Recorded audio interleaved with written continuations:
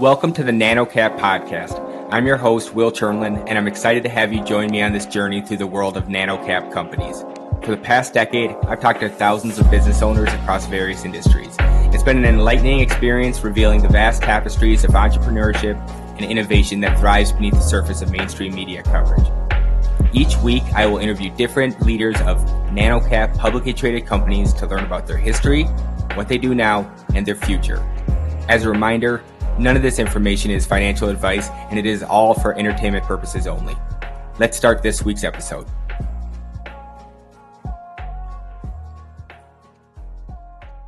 Hi, everyone. I'm Will Chernlin, and this is the NanoCap podcast. This week, we have Jason Lee, the CTO of Asset Entities, ticker symbol ASST. Jason, thanks for being on the podcast. Thanks for having me, Will. Before we get into the details, do you mind telling me a little bit more about what Asset Entities does? Yes, absolutely. So Asset Entities is a publicly listed NASDAQ company, ticker sign ASST. And what Asset Entities does is we develop, we design, and we manage digital communities, typically through Discord, which is a popular engagement app that's out there today. And so we do everything from services side, helping people design and develop their servers.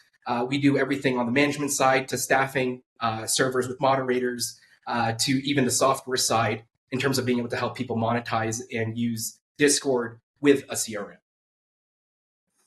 So you started off at Salesforce for the kind of bulk of your beginning of career. How did Salesforce transition first into entrepreneurship and then into community building?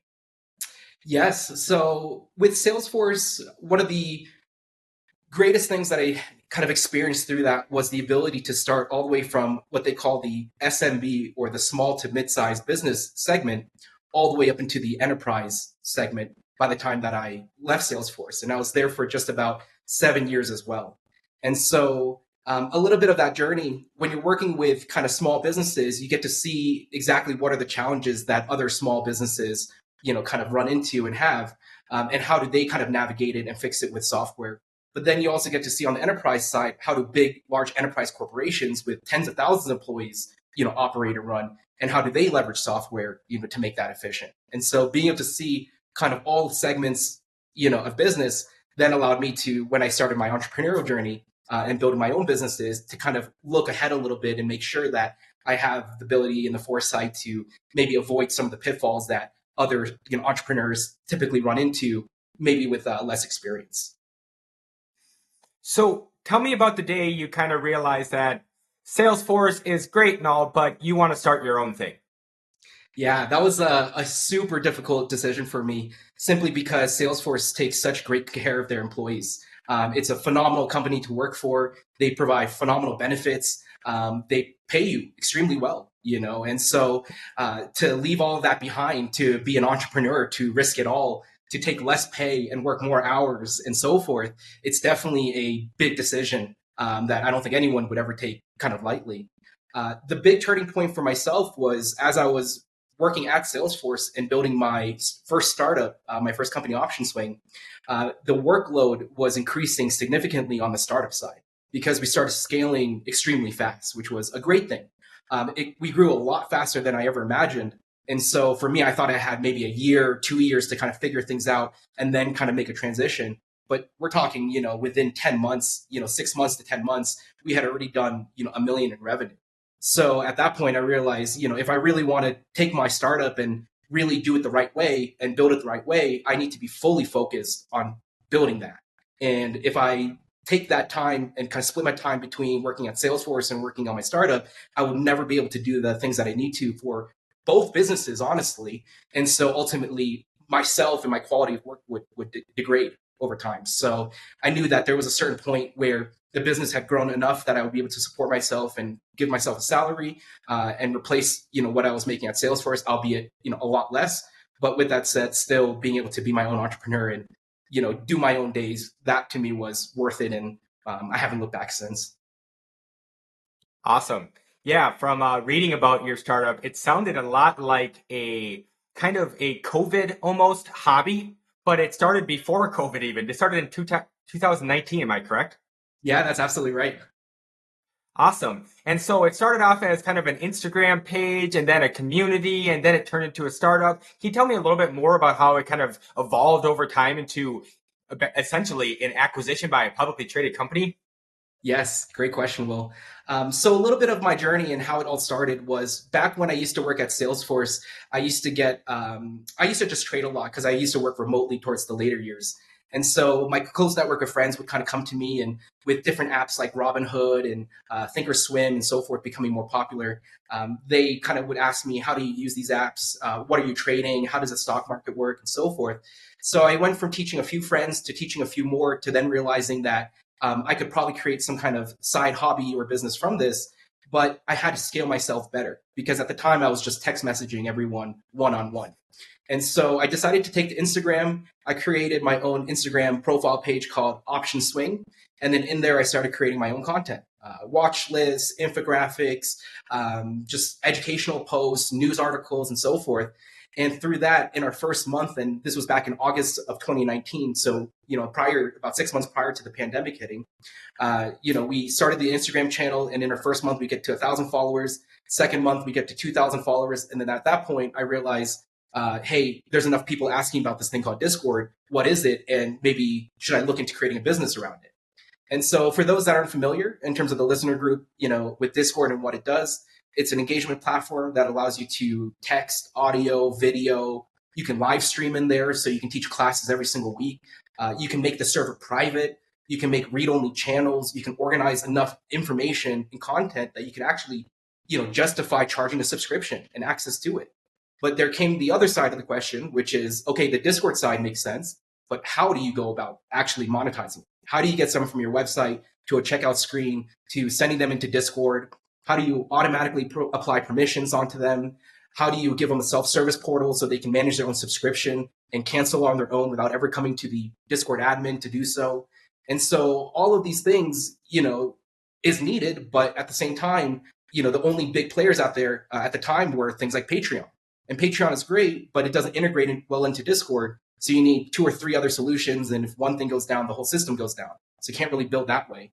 And then on the Discord side, you have a lot of bots. And bots are useful, but most new people signing up for your service and joining Discord server may not know how to engage with a bot. And most people kind of don't read the instructions. So it inevitably turns into customer support cases of people having issues with entry and activation and all this stuff. So using my background as an engineer at Salesforce and working with a developer to build out this platform, we literally together built this. His name's Roberto. We built this together, and he became my CTO as well. But together we built this, and within the first 10 months of launching OptionSwing as a Discord business on top of that platform, we did 1 million in revenue. And then at our 1.5 year marker, we hit 1.5 million. And then at that point, I realized not only was I building a significant education business, but the whole software that we built and have in-house that's running and scaling, managing everything could be used by tens of thousands of other Discord communities out there. So why not take that technology and spin up a second company and make it a B2B SaaS company? And so I did, and that became Ternary. And so to kind of round off the story, in terms of the acquisition, 3 years later, actually maybe 4 years later, we've now done about 5 million in 4 years through the education business. We've processed about 10 million in revenue through Ternary, through our platform, in terms of revenue for roughly about 120 other Discord businesses out there. So at that point, it kind of made sense for asset entities who focuses their business around Discord to look at a company like ours and not only acquire a great brand asset like Option Swing and the marketing around it, but the software and the technology to be able to run and manage and monetize servers. And do you mind giving people an idea of it may make sense to them why someone would pay for, say, like financial news in a place like Discord, but can you give an idea of just the range of different Discord communities from financial to what? Yeah, such a good question, Will. And that's the beauty of what I've seen in the space and kind of the creator economy and Discord as a whole, is that if people are familiar with kind of Discord's history, it started for gamers. So it was a place for gamers to congregate, to get onto voice chat, to be able to, hang out while they're playing games with each other and go live stream and be on video and so forth. But over time, it's evolved where I would estimate in the beginning, maybe 80% of the communities were video gaming based and 20% of the communities were other, communities. Now, I think with the growth and the explosion of, Discord and the usage of it, I would say like maybe 20% of the communities are now video gaming based, with 80% of the communities being everything other than that. So in terms of some of the communities that we work with, we have everything from e-commerce seller communities where they teach you how to do e-commerce and drop shipping. We have eBay, Amazon seller communities as well, teaching you how to create stores there. We have finance education. We have sneaker communities. We have dog walking, where they actually literally have people who submit videos of their dogs, and get training advice and congregate around pets and stuff like that. So we had a haircutting one as well, where they teach you how to do haircuts, and to people who want to learn that craft. And they have tutorial videos, and they do weekly sessions and stuff of training. So all of these things, it's super unique because it truly just takes the idea of, if you have a passion and you have kind of the knowledge around it, then there's always going to be a following of people who probably share that similar passion, who equally want to learn about it. So by kind of connecting those pieces together and using Discord as the medium, you then have the ability to be able to create a lot of engagement, among the community. Awesome. So to kind of get back on track to the story of your life, back to the acquisition. So I read somewhere that the acquisition started with them just reaching out to you via like a LinkedIn message or something like that. How did you take that seriously? How did it kind of go from there? And how much time until you were fully kind of integrated into the whole asset entities realm of basically discords that they rule over? Sure. Great question. And with that, it was actually flipped. I actually threw the Hail Mary and did the LinkedIn message. And then thankfully they responded back to me and then kind of triggered the series of events. So from that lesson alone, being proactive is extremely important, as an entrepreneur. And sometimes you have to make your own luck. You can't just kind of sit there and be reactive and wait for opportunities to necessarily come. But with that said, what ended up happening was I had read an article that my friend had kind of sent me, outlining this company that had gone public around Discord services. So as I kind of read that and learned more about asset entities, I thought, wow, this is genius, to take a company public, have access to the public markets and capital and liquidity, and from there be able to scale a business and grow it around a growing space that I'm clearly building my businesses around and also see the future around. So I threw that Hail Mary, LinkedIn message to Arshia, the CEO. Thankfully, he responded back to me. And through that, we started text messaging each other and we started talking a little bit more. And then eventually kind of led to me being flown on site to Dallas, which is where the headquarters is, to meet them on site, do some presentations. And then from there, the due diligence process kicked off. I would say it probably still took maybe like 4 to 5 months from the point of initial contact to the actual signing of the documents, but it was pretty quick. And I think it's just purely from fit. Like when they met us and we met them and everything clicked and everything that we're working on is all aligned and we're all looking to do the same thing. It just made so much sense that it moved along very quickly. And then did the acquisition kind of change the trajectory of what asset entities was trying to do? Because I know they have their own Discord and their own community, but at the same time, they also do kind of the agency model of managing other people's. Did they want to focus more on managing other people's now that they have more of like a tech background with you, or how did things change after the acquisition? Yeah, I love that.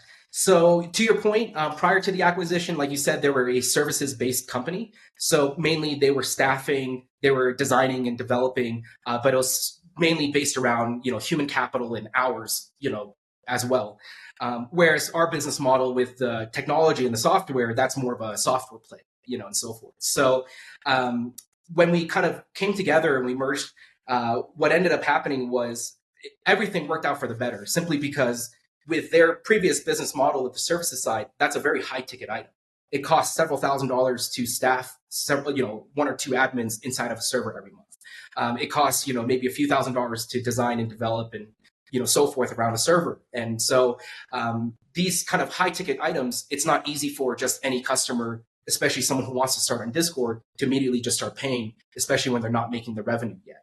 So having now the software layer that allows us to not only manage free communities, but also paid communities, but have a much lower price point for a license, to our software. And from there, giving access and the ability for them to monetize and so forth, then allows us to actually create a bigger target audience and then allow us to then, upsell different professional services to existing customers that we're bringing onto our platform. So yeah, there's a lot of synergies that were created, just from kind of bringing both brands together in that way. Yeah, no, it definitely sounds like it.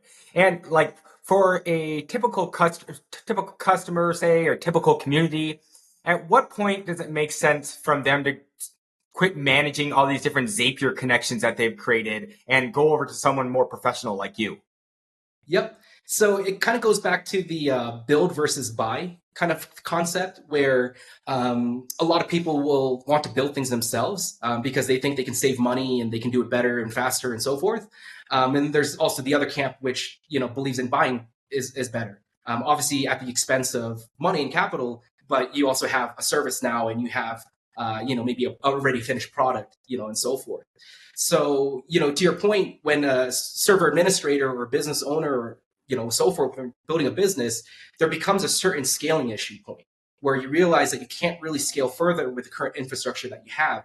So you either need to fix it by getting new software, or, figuring out how to make your software that you do have start talking to each other a lot better. Because most people deal with what they call disparate systems, meaning data that sits by itself in its own area that doesn't really talk anywhere. And so that's really hard to build a business when you don't have a full view of your data.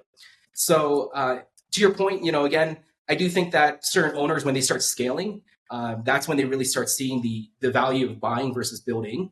It's just simply because it's better to pay, a set cost per month, and then have someone come in and professionally help where their business is dedicated, around that solution. Maybe one example of this is like Discord, for example. Could we build our own engagement application? Sure. Can we replicate Discord's features? Sure. And can we improve upon it? Maybe. But at the end of the day, Discord, I think the last valuation was $15 billion. So they are strictly like dedicated towards that one application. And so we will never be able to compete against $15 billion worth of resources solely focused on their platform. So to that point, is it better to build or is it better to buy?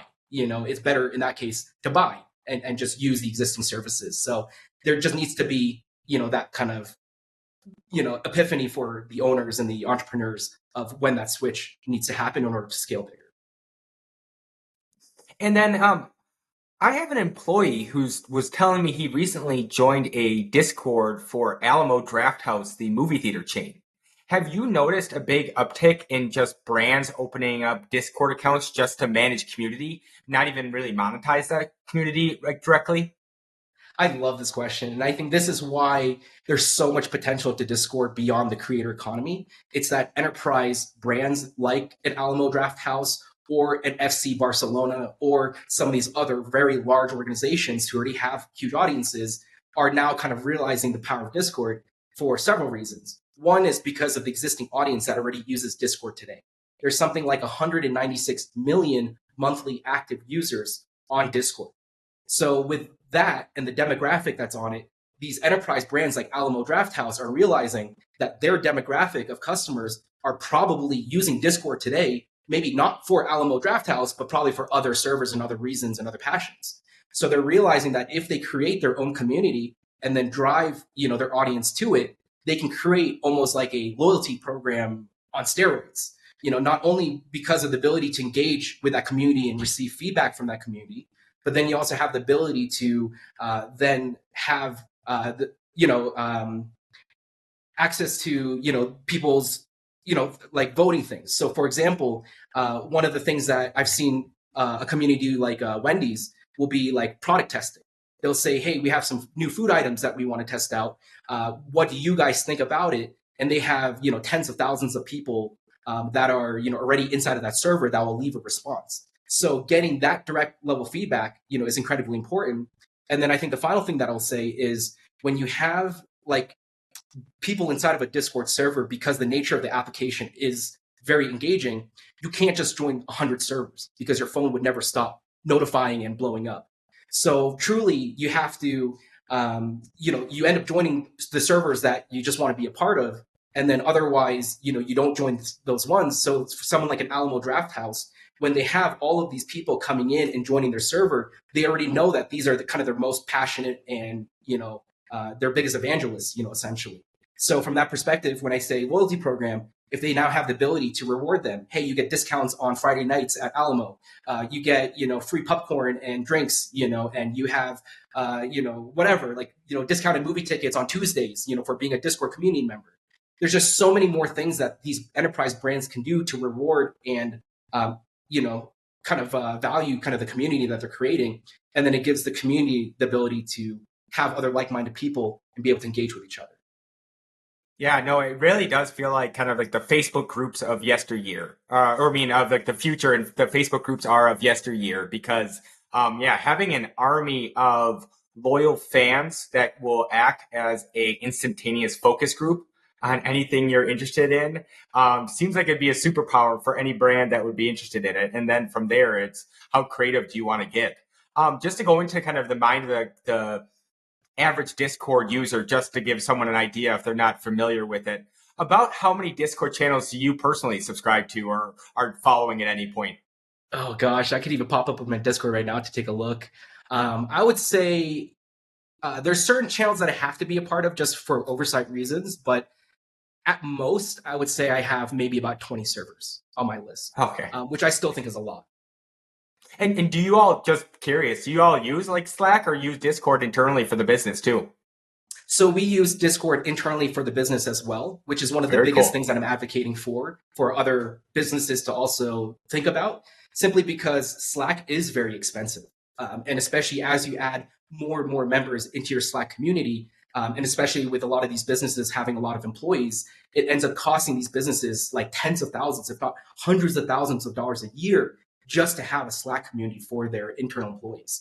So why go through all that when I can pay $0 a month and have Discord free and have all my employees join for free? And I can have the ability to still have the same categories and the channels, the integration to third-party applications, the ability to host meetings in there and live stream, and do whatever I need to. It literally replaces Zoom, it replaces Slack, it replaces, numerous applications, all because I have it in, one place. And again, it's free. Yeah, 100%. So for the future of asset entities, what does it look like?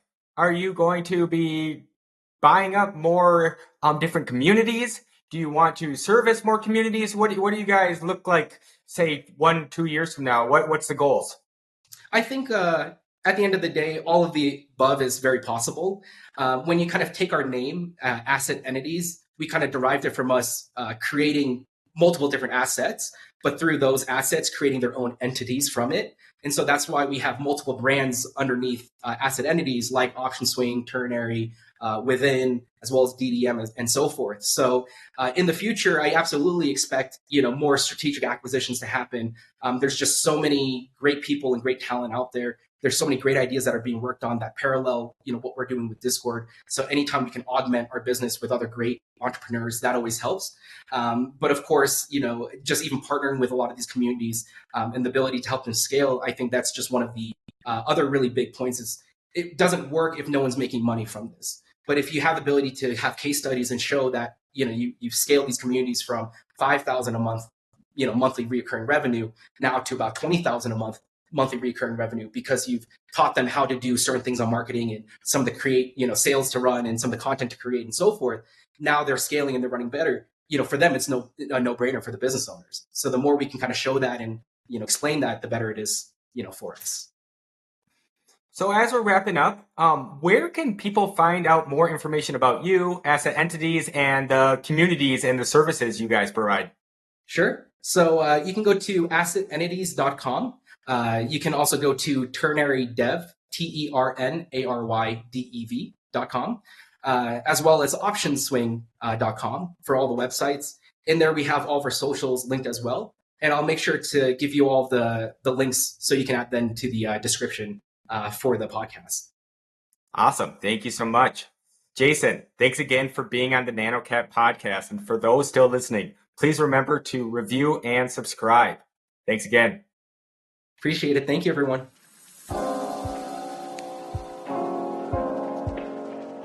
This podcast is for informational purposes only and does not provide financial, legal, or any other advice.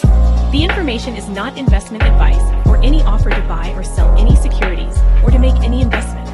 The views expressed by the guests are their own. and any reference to third-party products, services, or information does not constitute an endorsement, therefore, by NanoCap Podcast or its affiliates.